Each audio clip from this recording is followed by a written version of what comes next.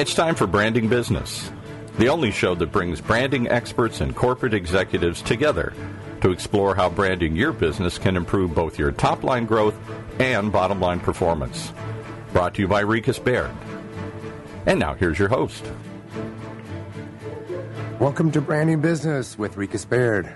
I'm Ryan Rieches, and today's show topic is focused on a CEO's perspective on creating a leading technology brand. Today's guest is Wang, CEO and founder of VIZIO. Launched in 2002, VIZIO has grown to become the first American brand to lead the U.S. in LCD, HDTV sales. Their growth is fueled by constant innovation, and they continue to lead the entertainment industry into the future by launching products such as their VIZIO CoStar, which transforms any HD TV into the ultimate smart TV by merging live TV and streaming entertainment. In their latest strategic move, VIZIO just launched a new line of PCs branded All-in-One, which integrate the best of a PC, but with powerful entertainment features, which I'm sure William will share more about. William, welcome to Branding Business. Thank you. I know you have quite an entrepreneurial mindset and background in the technology space, and I'm curious as to how you started this business. Did you see a gap in the industry, or was there something else that inspired you to start this business? Well, yeah, I've been in the consumer electronic business for the last 20-some years, and I've been focusing on computer display in my early days. So I had an engineer background, and in 2002, I saw a great opportunity of a U.S. government pushing for the new standard of HDTV, and I see all of the competitors in the industry, such as Sony and Panasonic, they're selling the HDTV at $10,000 or $15,000, which nobody can afford. So I saw a great opportunity, and I came in, and I did it. I just made flat screen TV affordable. Well, you make it sound so easy. Well, it is pretty easy, but actually I never intended to be a businessman, and never in my mind I want to be an entrepreneur. I just started the business. I think it's going to be fun, and I think we can help people to enjoy an HDTV experience, and here we are. 10 years later, we're doing okay. Well, it sounds like you've leveraged your engineering background quite well to become a very successful entrepreneur. How do you look at the world of branding and marketing a product like yours? Well, branding and marketing is the result after our hard work. I don't believe we're here purposely try to create a brand. I do believe that we're here to please our customers. And if we have a lot of customers really happy with us, automatically people will talk about us, and there will be a brand. People will remember us or appreciate us. And that's what we're here for. We're here to create a company which is serve our customer better than all of our competitors. And we want to give, if we can't offer a customer $5 cheaper product, we will not hold back. And unlike some of our big competitors really try to make more money, we're here to make money. Don't take me wrong, we're here to make money, but we're also here to offer the best value, at the same time the best technology to our customers. Sure. Well, it does start with a great product. And yet we've had a number of clients over the years who have an outstanding product and have great technological features to it, and with the assumption that because it's a better product, better technology, that it's just going to sell. And that's not always the case. And so you have to begin with a great product, but also then find a way to communicate the benefits of that product, not just the features, right? Yeah, absolutely. You gotta have a great product, but yet you gotta have a product that's affordable. For example, in 2002, I really want to buy a flat screen TV. But my wife told me there's no way I'm going to pay $15,000 for it. So having an engineer background, knowing how much these things really cost, I started building them in Asia, and I passed on the savings. I built it for $3,000, and because we're small, because we're very flexible at that time, we just pass all the savings to the consumers. And a great technology, a great product doesn't necessarily sell. You just have to have a combination of good value, and that's what we've done for the last 10 years. William, you mentioned you've been in the monitor space, I guess, for 25 years, and you've actually started some other companies as well that were very successful. How has your view of branding changed over that time, or has it not changed at all? Well, the branding back then, I had a computer monitor company which I started in 1990, and it was back then it's quite different. The customer we have is more corporations. Back then, IT is more for corporations, not for consumers, like today. So we had a lot of good technology, and we made a lot of. We're very successful early market to the corporation, the people who can afford $2,500 PCs, who's willing to pay $700 for a computer display. It's the same thing. I mean, we try to please that particular audience, but today selling TV is a lot different than selling to 5,000 or 6,000 corporations. Back then, the only thing we try to do is to try to sell to those corporations who can afford a bunch of high-end computer displays. You're right. B2B branding and marketing is quite different than consumer. So let me ask you this. Having the benefit of starting a number of different companies, any advice to listeners on how to go about establishing a new company? I mean, even to the point of your name, VIZIO. How did you come up with that name? Oh, VIZIO was a name of the watch, which is I really want to own. That's about 30 years ago. I love that watch, but I couldn't afford. So, and I see a pattern here. Huh? I see a pattern here.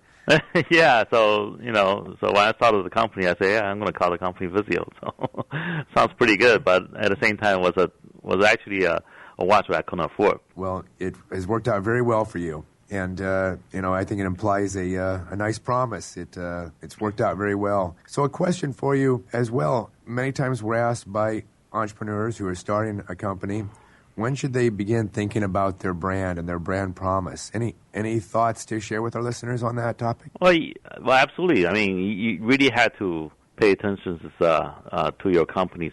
I mean, we're here for our customers, right? So we want our customers to be happy, and that's the number one focus for me since day one. I was hired into this industry, the computer industry, in 1986, right after college, as a customer service technical support engineer. And people would call on the phone, complain to me, that this doesn't work, that doesn't work, right? So that's my first experience with branding. I found it such a pleasant experience that if they call me, I can solve their problem because they will be a very loyal customer, therefore help my company enhance our brand. So I think customer satisfaction and branding is going hand to hand. And so since day one, when I started the company, I promised myself and I told everybody in the company that we got to take care of our customers.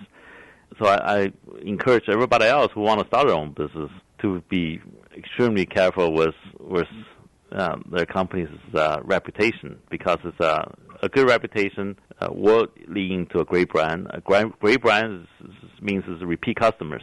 And it's really hard to get customers into the door, and it's going to be extremely hard if that particular customer walk away from you. But if the same customer comes back 2 or 3 times, I'm sure he will tell everybody else, and your brand will spread out like a wildfire. And I think we're a typical example of that. In the last 10 years, we're not Sony, we're not Panasonic, and we wasn't around for the last 40 years. We didn't spend $500 million sponsor Olympic or $1 billion sponsor Super Bowl. And however, customers really appreciate what we do. So, I truly believe that if you hold on to the principle of pleasing the customer any way you can, your brand will spread. Well, William, we firmly agree with that philosophy, and our belief is that a brand is a promise of distinction. So you need to stand out distinctly different than your competition. At the same time, you're making a promise to them that you're going to deliver that same expectation time and time again, and that's when the brand obviously becomes very powerful. And so it seems that this mindset of yours has permeated your company, and it certainly, I think, is a foundation for your success. So another question for you. Technology companies, as you develop a brand, are at the same time reliant on your next great product, and they need to consistently reinvent themselves on an ongoing basis to make sure that you continue to be relevant. Any thoughts to share with our audience on how you VIZIO? That's the everyday challenge here. Constantly, every day, we're looking for the next best thing, the next best thing for customers. And in our industry, the technology changes so fast. I mean, our product life cycle is about 8 to 9 months. Every 8 to 9 months, we got to come up with a better product. I still remember back then when I first launched TV, it was plasma. Back then, plasma was the best technology for flash digital TV. today we don't sell plasma anymore because the technology doesn't attract the latest customers' demands, such as a lower power, better, no mercury, and energy saving. So we end up switching to CD and now LED. Again, that's our everyday work here in our office. We got a bunch of people here, day-to-day basis, worry about the question just asked me, what's the next product that we can offer to consumer which will benefit them? Well, it seems you position your company and your brand perfectly for the future, which allows you to expand beyond where you're at today, the example you just provided. Another example allows you to go beyond HDTV and potentially own the sweet spot where HDTV, computing, and the Internet merge together. Can you talk a little bit about your plans for the future in that area?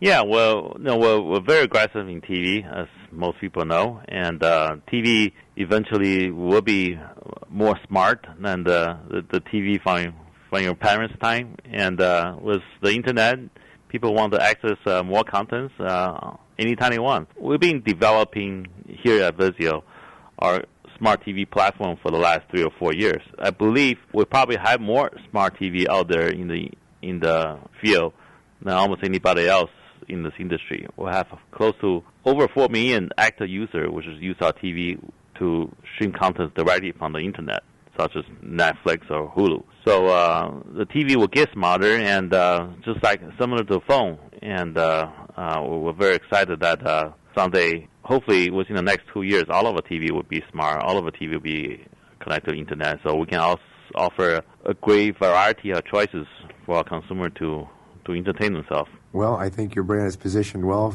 to make that leap and lead the way. I think the American consumers are ready for it. Well, you've also decided to make a significant leap in your company by adding PCs to the VIZIO product line, which was a significant step. Maybe you can take us through the process of making that decision. As you know, I came from the PC industry, so I'm pretty familiar with that industry. And I'm a big Apple Mac user. I love Macintosh. The all-in-one. I love the Super Thin Mac Air. And however, coming to work every day, I got to deal with Microsoft Windows. Last 3 years, we've been looking at this space. Why there isn't any new design, innovative technology for a PC using Microsoft Windows? So we saw that as a great opportunity. So in the last 2 years, we've been working on this extremely sexy all-in-one PC, as well as this really super ultra thin and ultra lightweight notebooks. We launched this product around summer this year. We launched a 114-inch notebook, a 15.6-inch notebook, and 124-inch all-in-one PC, and 127 all-in-one PC. So, we saw a great opportunity, and we just did it. And we believe the customer will appreciate a better-looking, prettier PC than what other competitors of ours are not offering. Well, it seems like it's fit your other product development criteria. How has it been received in the marketplace? It's coming up. This is we're waiting for the next big Windows 8 launch, and we have a pretty high expectation that with the new Windows 8 operation system, our PC lineup will do rather well, particularly with the coming fall season. Well, I wish you the best of luck. I'm sure you'll perform well. You mentioned a moment ago that you like Apple. I always like to ask this question. What other brands do you admire out there? I love Sony. I grew up having Sony as the best consumer electronic gear that you can buy, possibly. And I really envy what they did years ago.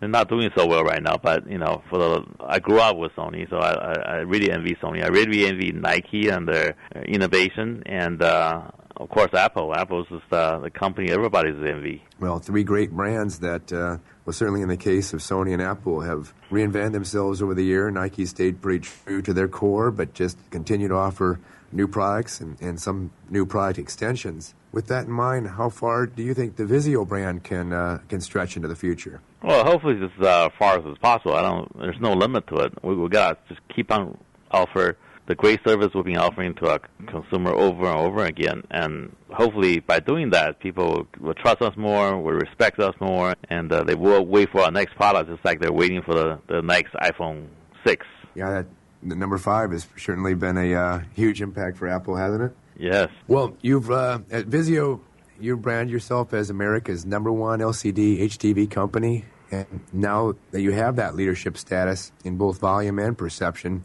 maybe you can give me and our listeners a little bit of how you and your leadership team view that pressure. Is there pressure to stay #1, or is there? How do you view that? Is it more of an emotional motivator to always stay a step ahead and to continue to evolve and outperform the competition? Well, yeah, the pressure is definitely higher. I mean, after we became #1, the expectation became a lot higher too. In a way, we're not just competing with our competitors, but we're competing with ourselves. And we're competing with ourselves to innovate better.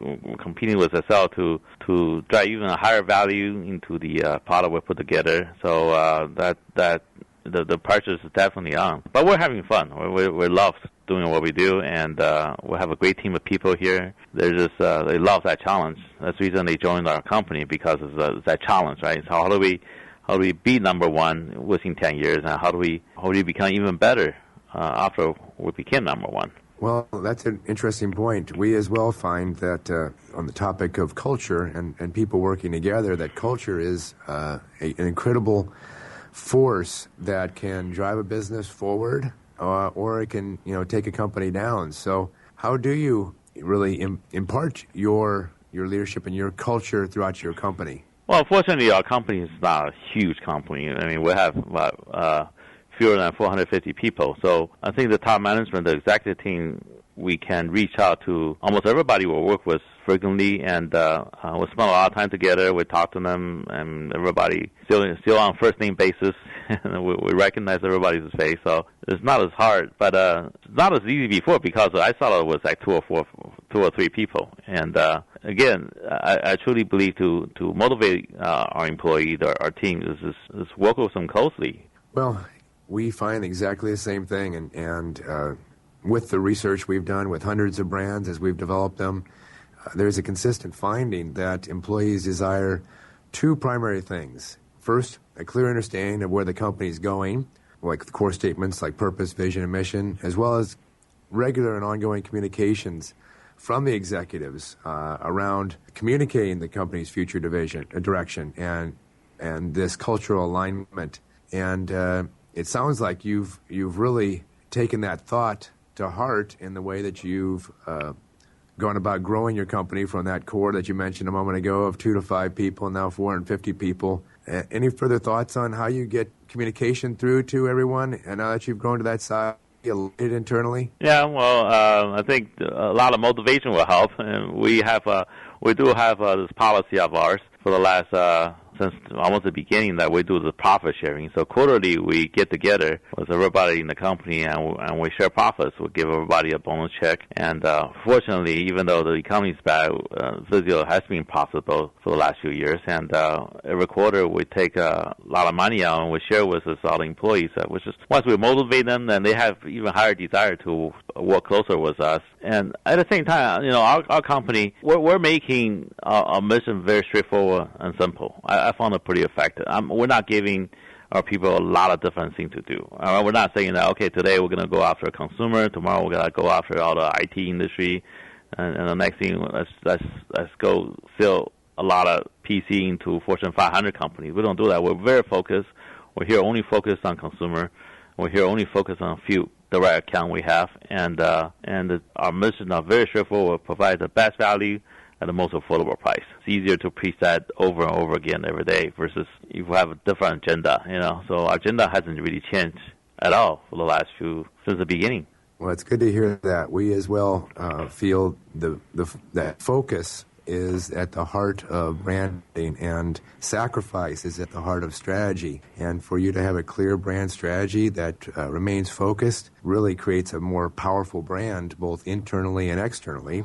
It sounds like your employees are motivated by the opportunity to become accomplished at what they do, and then I'm sure the quarterly profit sharing only helps with that and reinforces that. So maybe you can expect more job applications after people listen to this interview.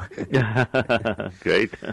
Well, I see the VIZIO brand out there more, not only at retail, but also it seems like you are getting a little bit more aggressive in your marketing. on TV, for example, and in other applications. Marketing is, continually evolving and changing. Maybe you can speak just a moment to our listeners on how you and your team view marketing as a means to really position your brand in the mind of the consumer. Yeah, well, marketing is such a broad term, and we are a marketing company, literally. We market our product every day to a consumer. As far as advertising is concerned, I look at it as just a decoration and make what we do every day even prettier. And we do TV advertising, and we do all kind of different activities to spread our brand around. And I believe everybody in the company carry the responsibility to spread our brand around.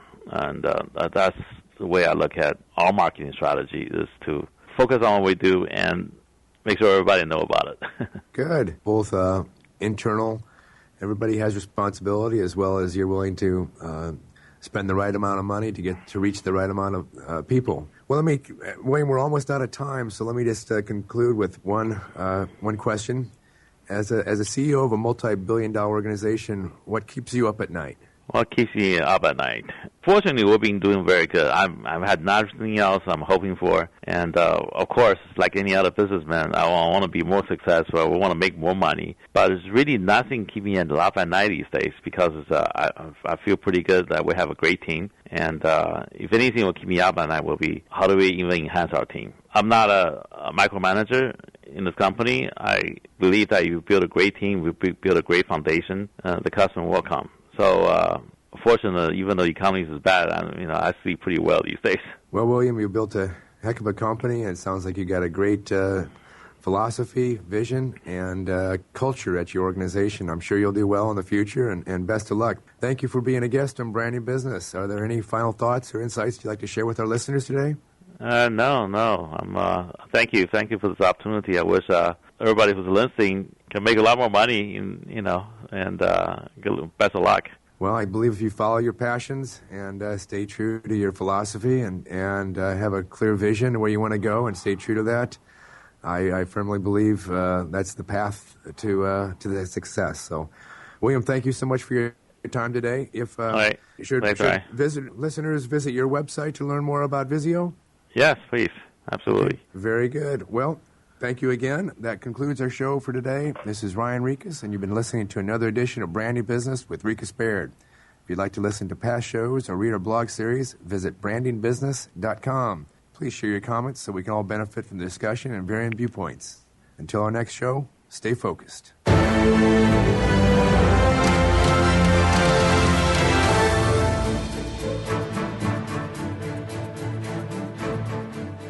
You've been listening to Branding Business, the only show that brings branding experts and corporate executives together to explore how branding your business can improve both your top-line growth and bottom-line performance. To hear more, simply visit our website, brandingbusiness.com, or tune in next week to learn how you too can build your brand and move your business forward. Brought to you by RiechesBaird.